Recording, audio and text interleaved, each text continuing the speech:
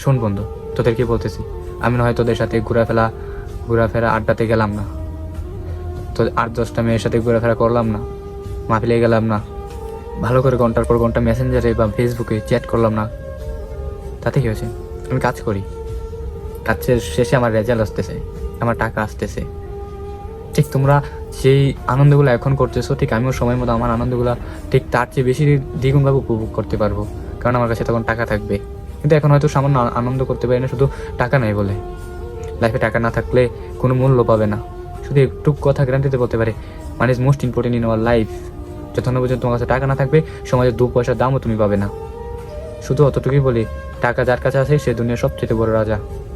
টাকা থাকলে মানুষকে পায়ের নিচে বা কাঠের পুতুলের মতো রাখা যায়, মানুষকে টাঙিয়ে রাখা যায় সামনে।